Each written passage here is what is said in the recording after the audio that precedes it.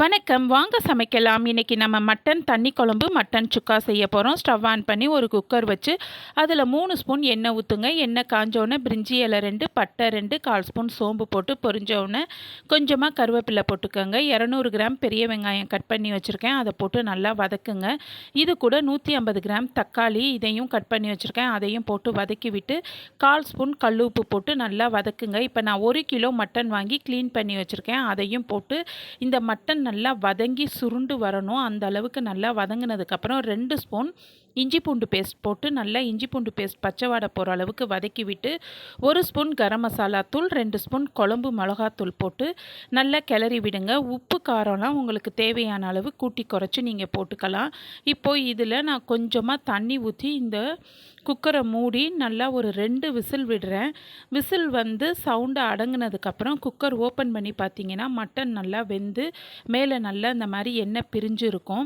இப்போது நம்ம இதிலையே மட்டன் சுக்கா செய்ய போகிறோம். ஒரு கடாய் வச்சு அதில் 3 ஸ்பூன் எண்ணெய் ஊற்றி எண்ணெய் காஞ்சோன்னு 1/4 ஸ்பூன் சோம்பு, கொஞ்சமாக கருவேப்பிலை, இதில் ஒரு 50 கிராம் வெங்காயம் போட்டு நல்லா வதக்கி விடுங்க. இப்போது கொஞ்சமாக உப்பு போட்டுக்கோங்க, ஏன்னா நம்ம ஏற்கனவே மட்டனில் உப்பு போட்டு வேக வச்சுருக்கோம். 50 கிராம் தக்காளி போட்டு வதக்கி விட்டு கொத்தமல்லி, புதினா, கருவேப்பிலை ஒரு கைப்பிடி போடுங்க.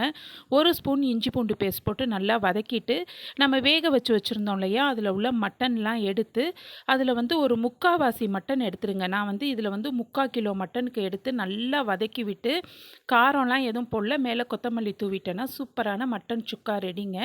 இப்போது நான் தண்ணி குழம்பு வைக்க போகிறேன். நல்லா இதில் நான் 1 லிட்ரு தண்ணி ஊற்றிட்டேன். இது கூட 1/4 ஸ்பூன் கல் உப்பு, 1 ஸ்பூன் கரம் மசாலா தூள், 10 முந்திரி, 1 ஸ்பூன் கசகசா போட்டு ஃபஸ்ட்டு அரைச்சிட்டு வந்துட்டு ஒரு கைப்பிடி வேர்க்கடலை போட்டு இதையும் நல்லா நைஸாக அரைச்சிட்டு வந்துடுங்க. இந்த குழம்பு நல்லா கொதித்து இந்த மாதிரி எண்ணெய் பிரிஞ்சு வந்தோன்னே நம்ம அரைச்சி வச்சுருந்த இந்த மசாலாவை இதில் ஊற்றி இதை கிளறி விட்டு இன்னும் ஒரு 5 நிமிஷம் இதை நல்லா கொதிக்க விடுங்க. இது நல்லா தக்கன்னு கொதித்து வரும்போதே வாசனை சூப்பராக இருக்கும். இது கூட கொஞ்சமாக கொத்தமல்லி தூவிட்டிங்கன்னா சூப்பரான மட்டன் தண்ணி குழம்பு ரெடிங்க. இந்த குழம்பு பார்க்க நல்லா தண்ணியாக இருக்கும், ஆனால் டேஸ்ட்டு சூப்பராக இருக்குங்க. சாப்பாடோடு ஊற்றி சுட சுட சாதத்தில் அந்த குழம்பு ஊற்றி சாப்பிட்டிங்கன்னா நல்லாயிருக்கும்.